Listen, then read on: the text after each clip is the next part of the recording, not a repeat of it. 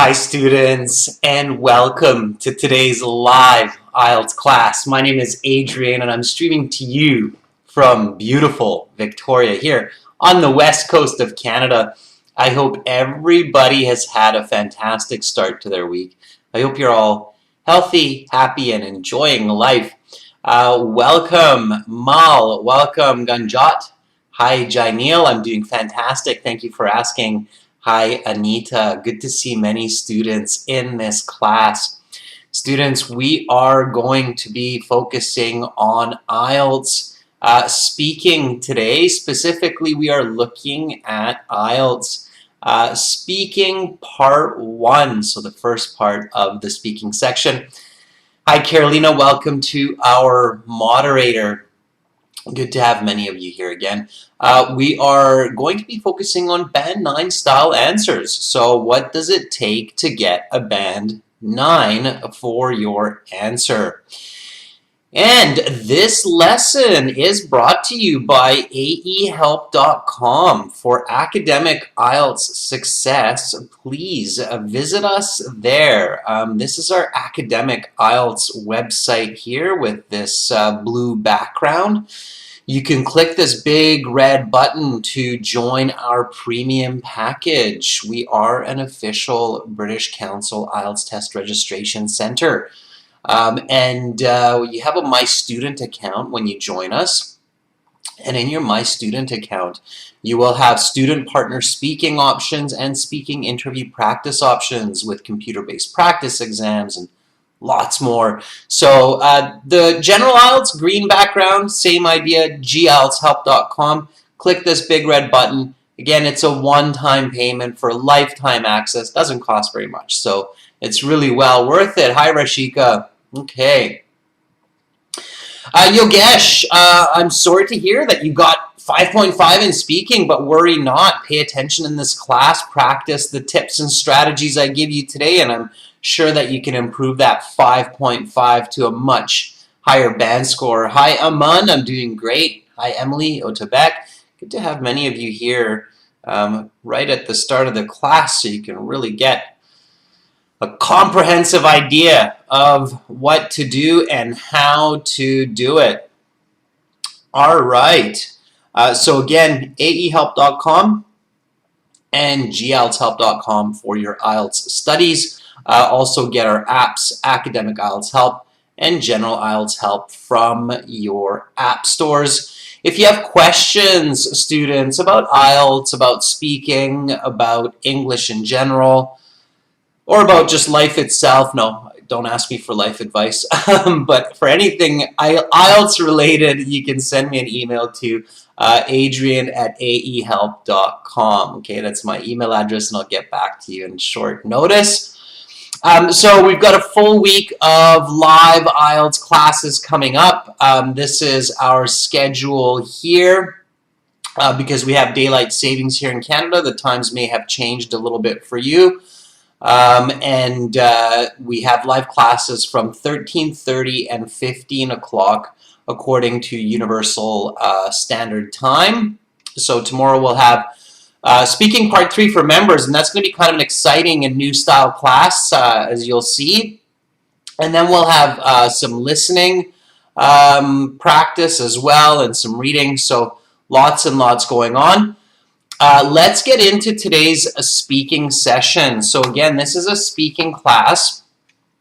So what's really, really important is that you speak and repeat. All right, Magic FTW, good to see you back after 4 years. What brought you back to these live classes?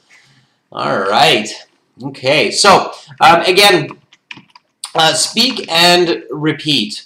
Now, students, if you miss what I say and you're not able to repeat as quickly, that's okay because the class is being recorded, so do your best and you can practice more once the video is up on our channel. You can go back and repeat the answers, so just do your best. So speak and repeat, copy my intonation, okay, so my up and my down, copy my pronunciation, For those of you who don't know, I speak Canadian English, more specifically West Coast English, the English that's spoken in British Columbia, Alaska, California, the state of Washington, Oregon.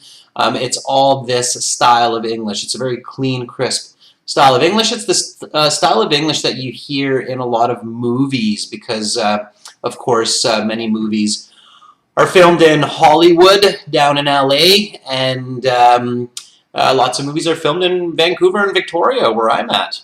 So it's a very commonly recognized form of English, and it works really well for the IELTS to get a very nice score. Okay. All right, Tabarak, thank you for the compliment. Keep on watching. So IELTS speaking part 1, everybody. Here we go.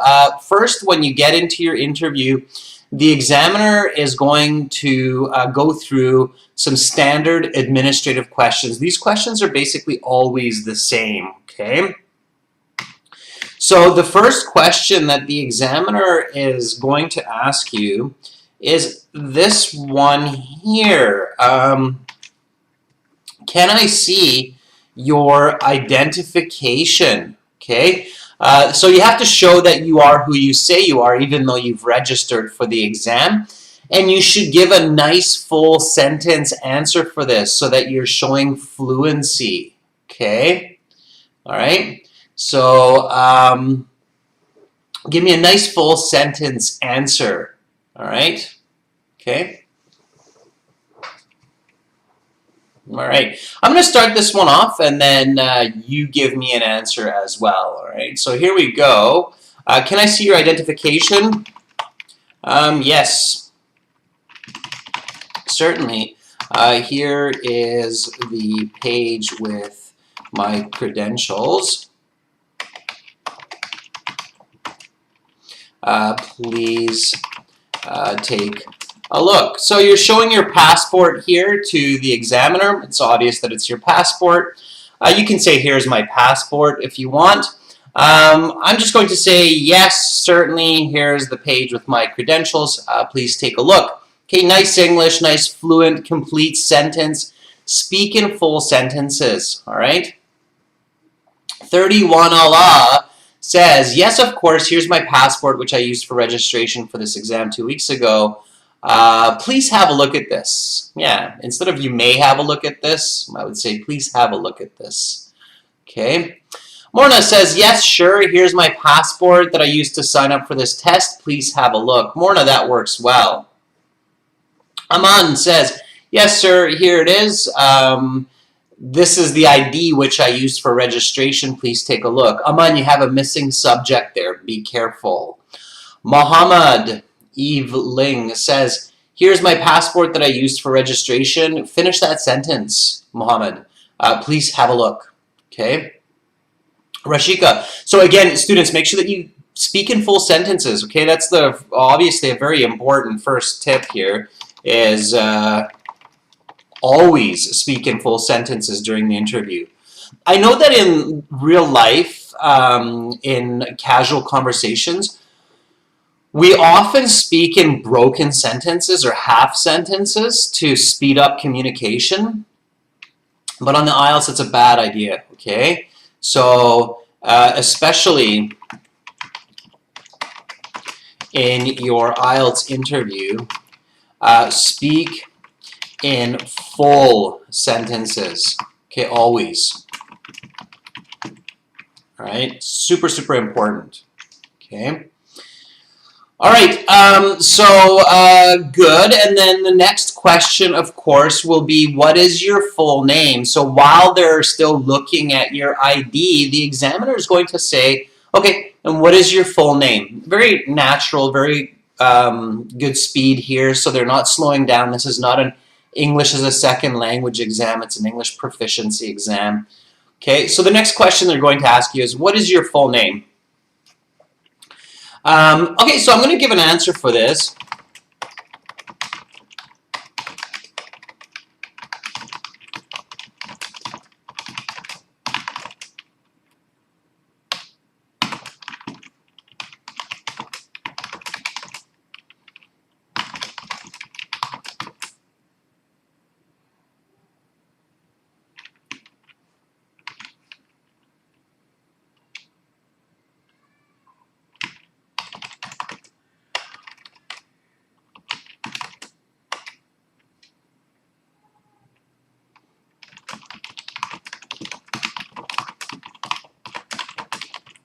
All right.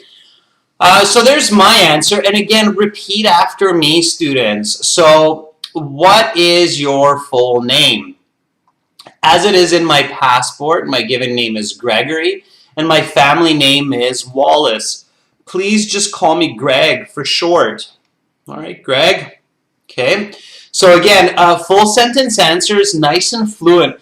The examiner is not going to interrupt you if you're fluent. If you're not fluent, if you're speaking in broken phrases or you're really slow, it's like you're struggling for words, they may interrupt you, okay? So you need to be fluent, okay? So again, as it is in my passport, my given name is Gregory, and my family name is Wallace. Please just call me Greg for short, because Greg, that's the first 4 letters of Gregory, okay? So you can say Greg for short. It's not a nickname.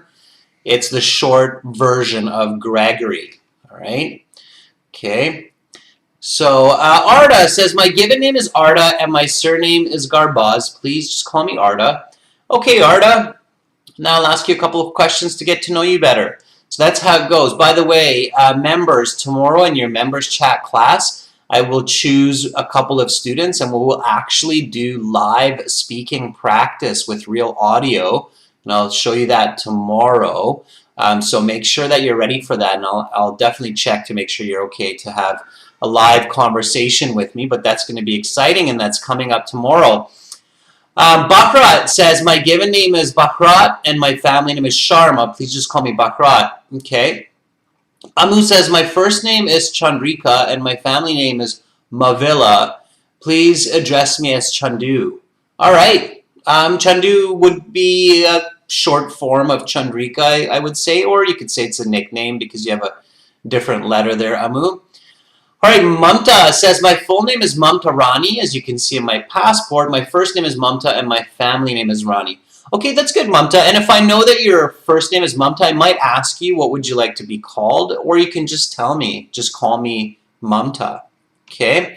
All right, now the examiner is technically not marking you for these first few questions, but in actuality, in reality, they are marking you. So remember this, students, that the examiner is judging your English level from the very first words that come out of your mouth, okay? So even from the word hi or hello, the examiner is marking your ability, okay? They're human. They're registering. How well do you pronounce words? How naturally do you speak, okay? So technically, the examiner does not mark you for the introduction. But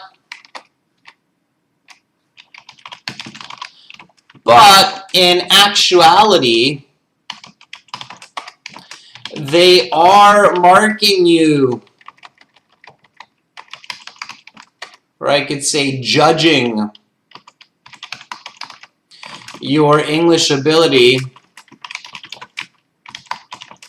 from the first words that come out of your mouth, or even the first sounds. So if you're not forming words because you're so nervous and you're just going, they're probably judging you even based on those sounds. So be confident, okay? Don't just go, be confident. You should be there. Your English is good. Be proud of yourself. Okay, so the examiner will try to make you feel more comfortable, okay? And they're going to ask you a couple of icebreaker questions. And these should be something that you practice regularly leading up to your IELTS exam. So questions like, what are your hobbies? What are your favorite sports? What's your favorite color? These kinds of questions you want to study every single time so that you can be really fluent. All right, so here's one. Where do you go for fun? Okay, so it's a where question, location. Give me a nice full sentence answer for this question. Okay, one more time. So imagine that I'm your examiner. I'm looking at you and I go, where do you go for fun? Okay, where do you go for fun? Give me a nice full sentence answer for this one. I'm going to do the same.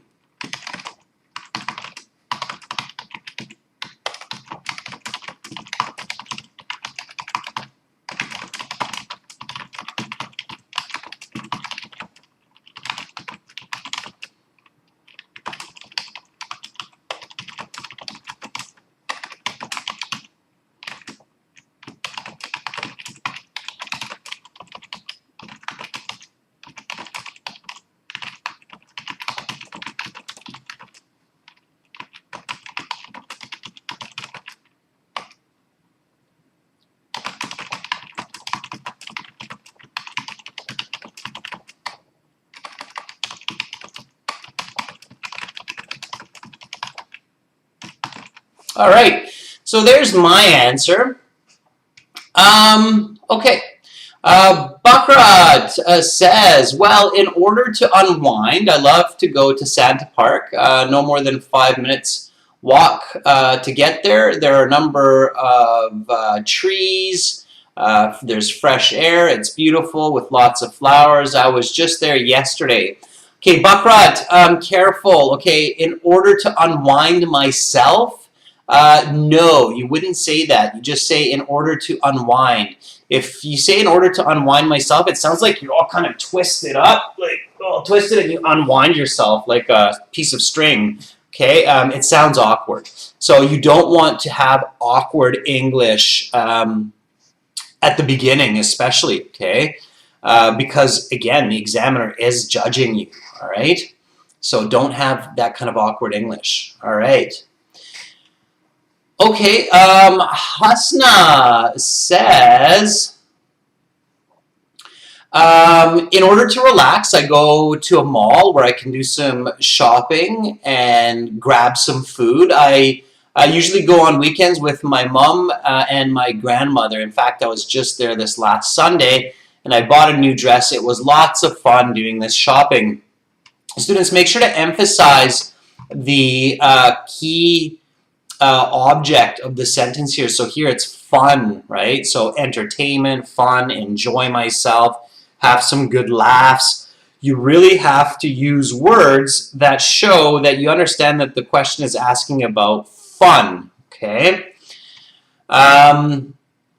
Punjabi Gaming says, well, there are a plethora of places where I usually go for fun. However, the top of them is the park, is the most famous place where I feel relaxed. Punjabi, that's a memorized template answer. You're not going to get a good mark with that, okay? As I've said often, students, you must not use these kinds of template answers. I asked you, where do you go for fun? I didn't ask for you to tell me of all the places that can be fun in the world, okay? So focus on the question and target the question object or subject specifically, okay? It's super, super important, okay? So again, I'm going to repeat myself here. Make sure to focus on the question specifically.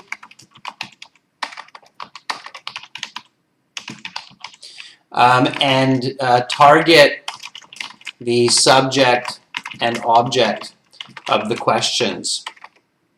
Okay. If you use templates, so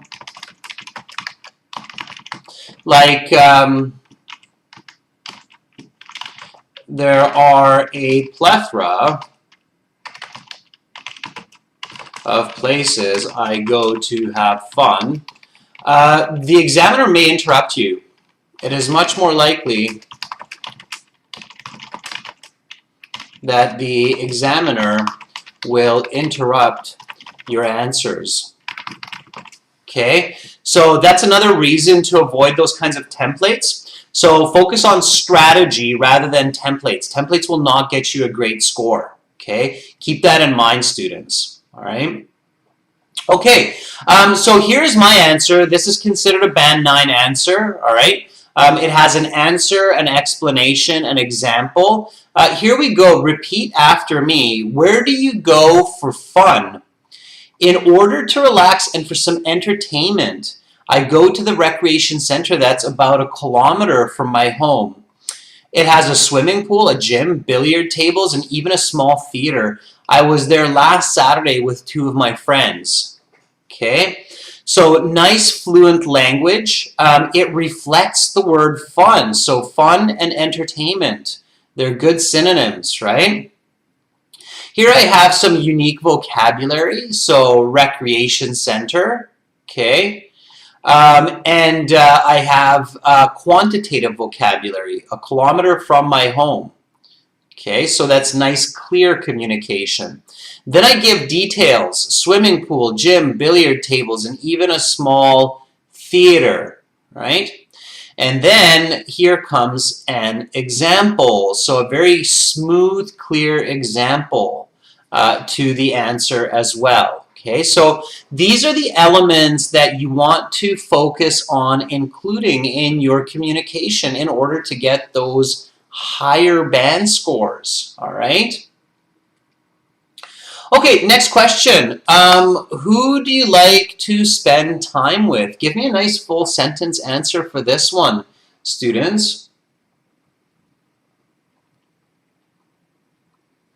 Mohammed, you have a good answer as well for the previous with soccer and boxing.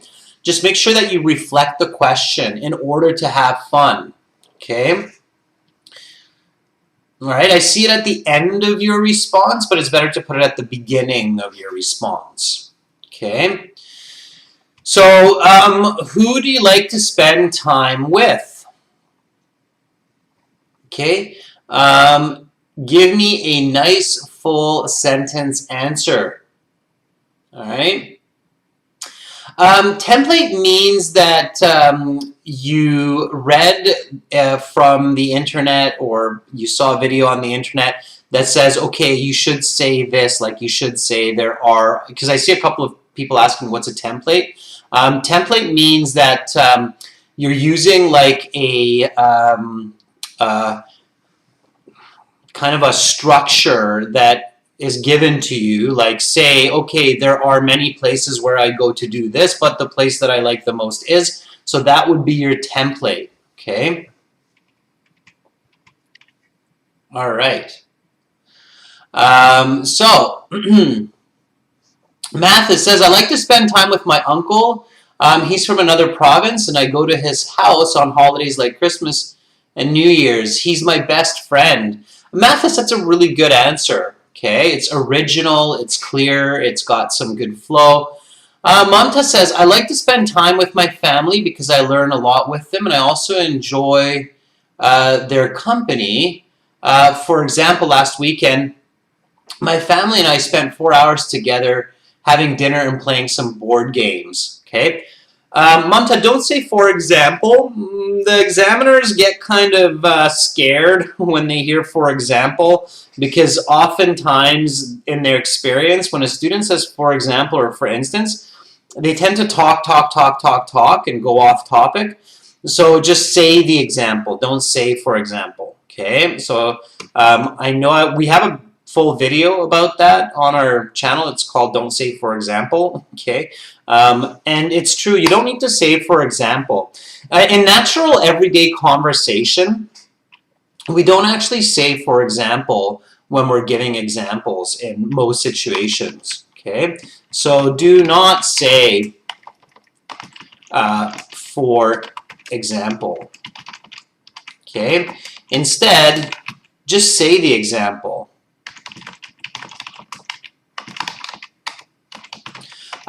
It's more fluent,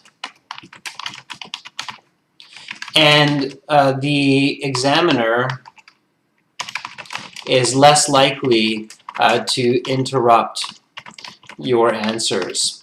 Okay, so don't say for example, all right? Just say the example, okay? All right, who do you like to spend time with? I enjoy the company of my friends and family. I have an older and a younger brother who I spend much time with. especially on the weekends or in the evenings. We play sports together. I shot some hoops with my younger brother last evening. Okay. All right. So I'm just making this up, and it's okay to make up your answers. In fact, I probably spend much more time with my kids and my wife than I do with my brothers, but here I just made up an answer, okay? So here we go. Repeat after me. Who do you like to spend time with? I enjoy the company of my friends and family. I have an older and a younger brother whom I spend much time with, especially on the weekends or in the evenings. We play sports together. I shot some hoops with my younger brother last evening.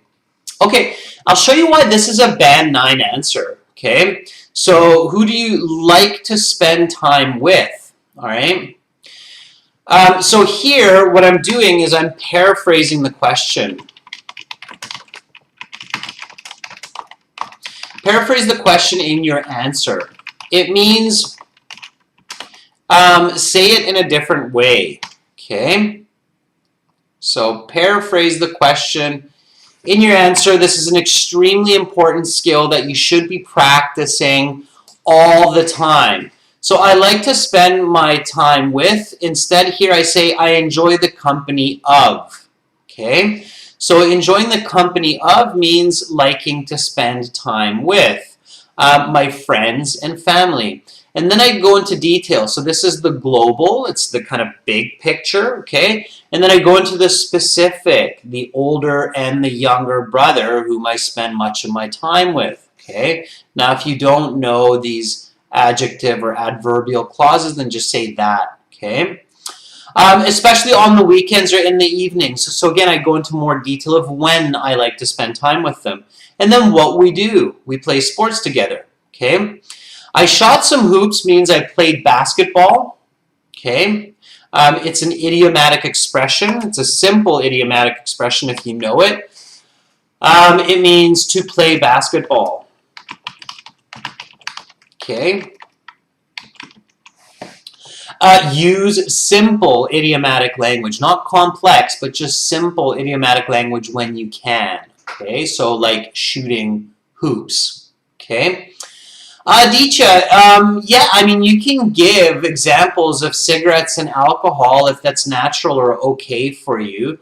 Obviously, if you live in a country where alcohol is prohibited, it might be awkward, so I might avoid that, right? But yeah, you can be open and honest. You shouldn't curse. You shouldn't say offensive ideas or use offensive words. But it's okay to be realistic. So if you like to go have a drink or a glass of wine with your friends on the weekend, and it's culturally acceptable in your part of the world, you can talk about that. Absolutely. Okay? All right?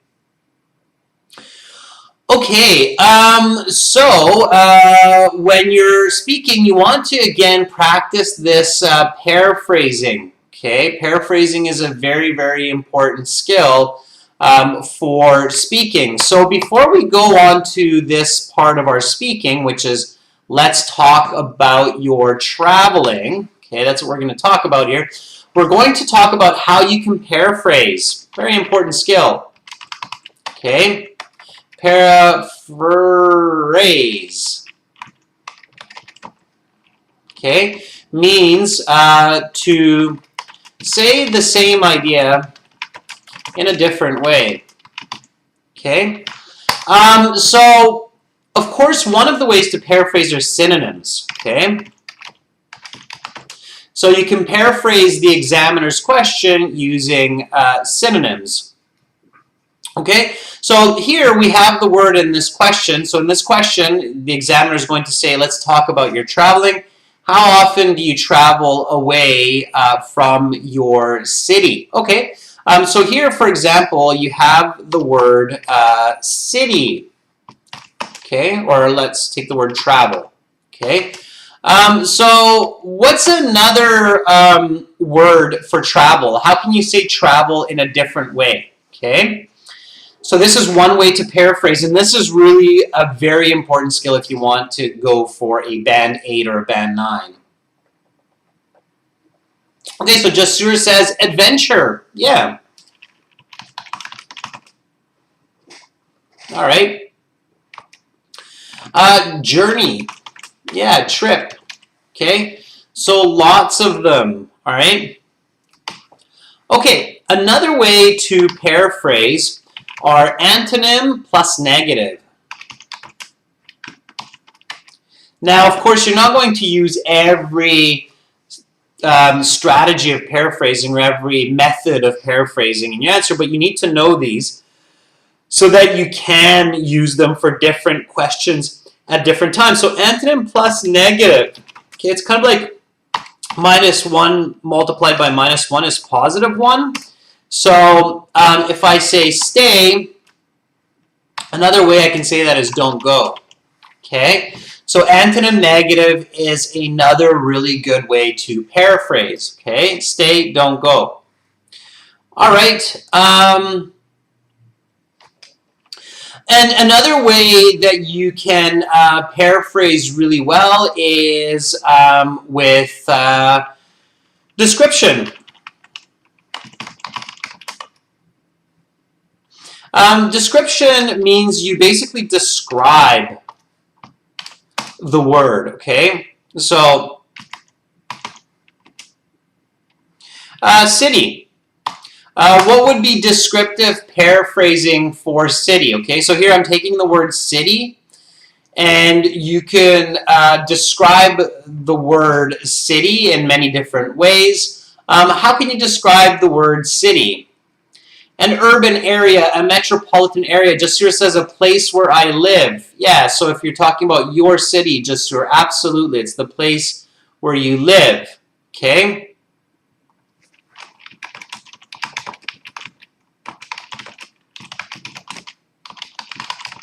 Yeah, it's an urban area with dense population, right? Would be a way to do that. All right, another way to paraphrase is with expressions, okay? All right, so you can use expressions, and I just gave you an expression here, like shoot some hoops, okay? So shoot some hoops means play basketball. So when you think about expressions, you can think about idioms, phrasal verbs, and all the like, okay?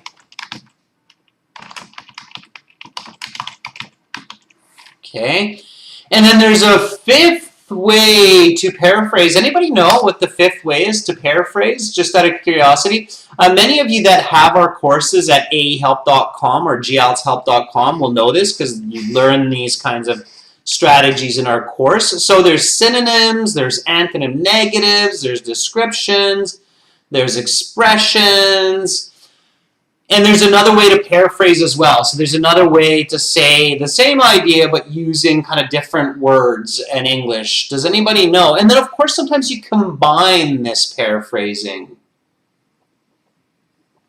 Okay, so what would be another way to paraphrase? Can anybody guess? Gaming says synonyms positive? No, it's just still the same. It's still synonyms. Salish Prajapati is on the right track. So you're saying passive voice, but it's a bit more actually general than that. Grammar. Okay, so you can paraphrase using different grammar forms. So here you have this question like, how often do you travel away from your city, right?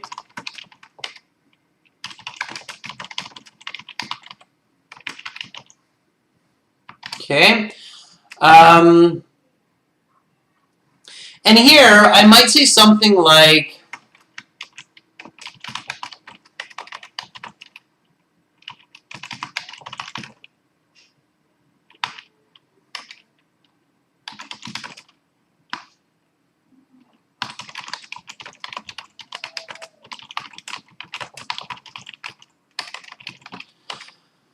okay, Okay, so how often do you travel away? I haven't adventured much from my hometown these past 2 years. Okay, so this is present simple.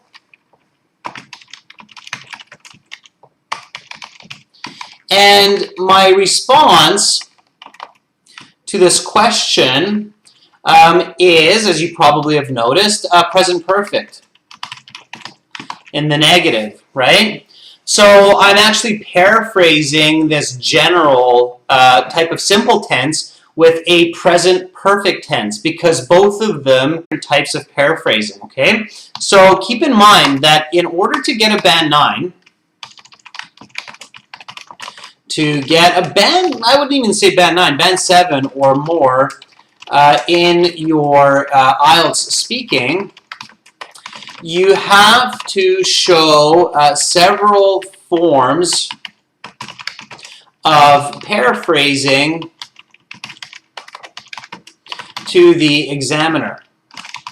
Okay, paraphrasing helps communication, it helps clarity, it helps coherence, it also shows fluency and understanding. So paraphrasing is key. We do it naturally in our own language, okay? So again, remember students that you have to use synonyms, antonym negatives, description, expression, and grammar to paraphrase the examiner's questions in your answers, okay?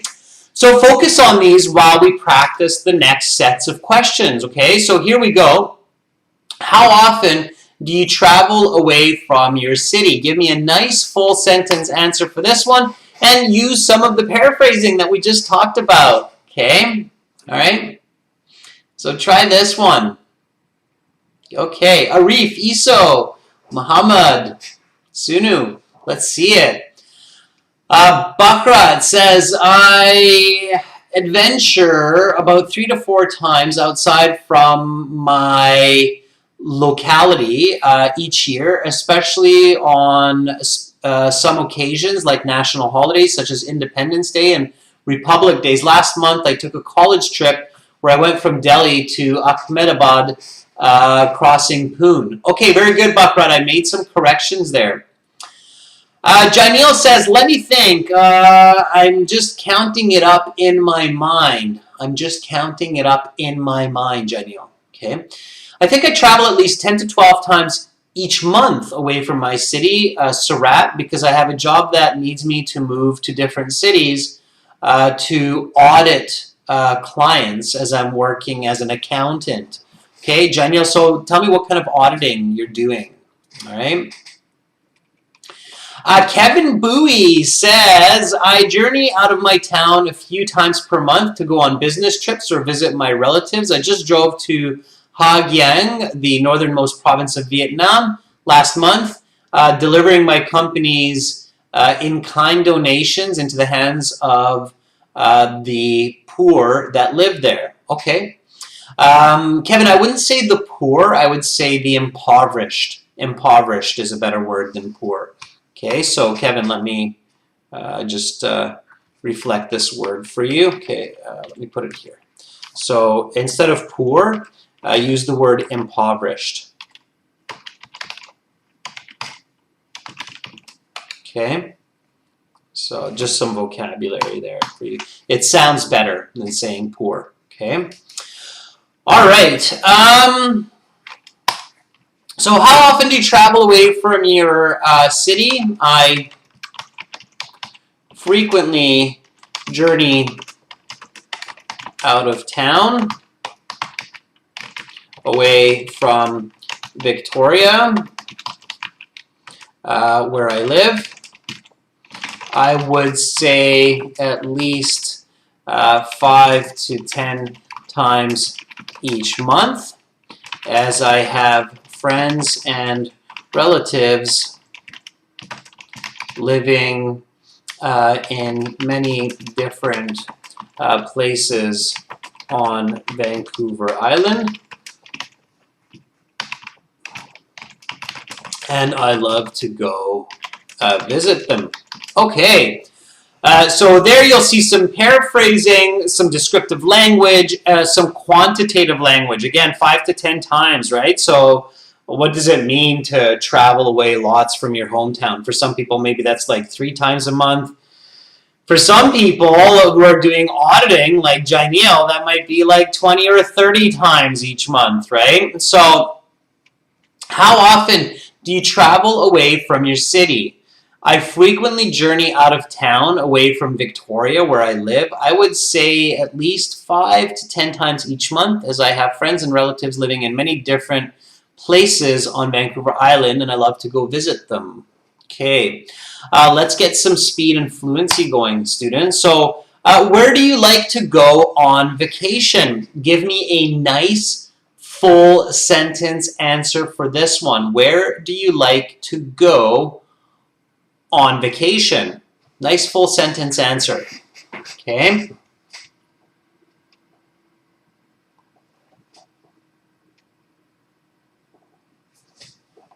All right. Amu, that's a bit too specific. I'm not sure if that's answering the question. Maybe that's just your example. Okay, I didn't see the rest of it.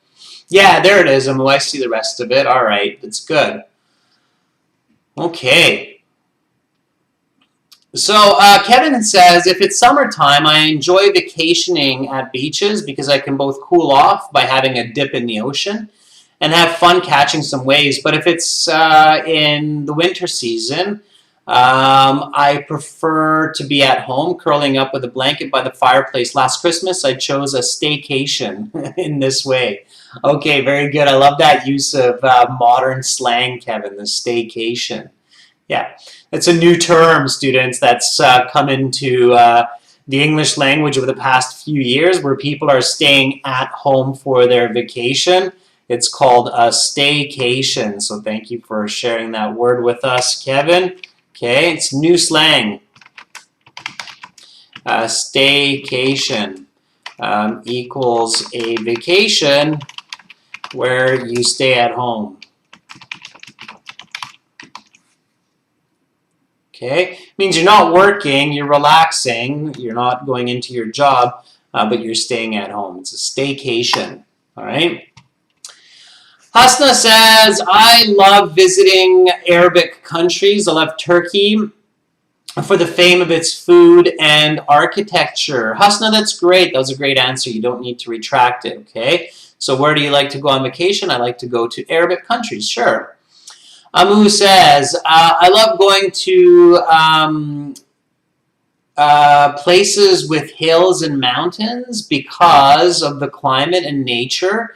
It's awesome. There's less pollution and fewer people. Next month, my colleagues and I had planned to go on a trip to Munnar at Kerala. Okay, good, Amu. I made a few corrections there to make it sound more natural. Pay attention to that, okay? Blueberry says, I often go to different nations around the world since I am an open person and I love to learn more about cultures and food. And try the different kinds of drinks in different countries, okay? All right. Sarvesh says, if I would get the opportunity to travel, I'd go to Africa, being attracted to nature and wildlife. I would love to go on a safari, take pictures of lions and elephants. Okay, so finish that idea. Very nice. Okay, so where do you like to go on vacation? I really enjoy taking time off and visiting places with a warm climate, preferably on a beach, such as Costa Rica or the Spanish Riviera, just because I really like swimming and surfing. I actually have a trip planned for next summer to hang out on the Mediterranean in Portugal with my family. Okay. All right. So here we go, students. Repeat after me. Where do you like to go on vacation? I like to, I really enjoy taking time off and visiting places with a warm climate, preferably on a beach such as Costa Rica or the Spanish Riviera. Just because I really like swimming and surfing. I actually have a trip planned next summer to hang out on the Mediterranean in Portugal with my family. Okay. All right. Details, smooth examples. I actually something. Okay. So this is one way to introduce a smooth flowing example, is to say I actually do this. Okay. I actually do that. All right. Rami says, I prefer to pass my vacation going on adventures in natural places. I went for a hike in the eastern Himalayas last year, and it was a blast. Okay, Rami, put in that smooth flowing example. Rena says, I always love to explore new places as I'm so adventurous. I'm intrigued to capture serene and natural beauty. It fascinates me a lot. I have quite the photo album. I visited Hawaii and took pictures of volcanoes last year. Okay. All right. Nut Bandich. Long time no see. Happy to have you back on board. Niyen says, I like to go to Dalat because there is almost no pollution. Therefore, I can enjoy the fresh air there. There are many breathtaking views where I can take so many stunning photos. Also, because the weather is not too hot or cold, it's definitely the best choice for me when I want to vacation. All right, very good. Okay, let's go to this next question. When is the best time to travel for you and why? Okay, so one more time. When is the best time to travel for you and why? So when is the best time to travel for you and why? Tabarak, this video is being recorded and you will be able to see it on our YouTube channel later. So if you missed it, make sure to subscribe to the channel, go back, check it out. Okay. All right. Kanu Priya says, I cherish going to Europe every year where I can explore history, beaches, and mountains all at the same time. Kanu, you're not answering this question. Maybe you're answering the previous question, but that's okay. All right. So let me just. Oh, did I? Okay, just a second here. Okay, there we go. All right. Let's see. La Chica says, according to me, the best time to travel is in the summer because one can escape the harsh weather and go to a hill station. I actually have a trip planned this summer to Alaska. Wow. Yeah, it's a great place to visit. La Chica, make sure you focus on you, okay? This is another important part of speaking part one, especially, that the questions focus on you. So make sure that you focus on you in your answer, okay? So you need to start with the best time. Now, best time is not a paraphrase, so I want to paraphrase this. The most opportune time in the year for me to go on a trip is in the month of June, when I have less work and the weather is quite good for most places. It's not too hot nor too cold. Okay, So the most opportune time in the year for me to go on a trip is in the month of June when I have less work and the weather is quite good for most places. It's not too hot nor too cold. My trip to Portugal is planned for the 15th of June. Okay, so reflecting back on this previous answer, okay? All right, students, so again, repeat after me one more time. So when is the best time to travel for you? And of course, why? They don't always ask you that, but they want you to answer that question.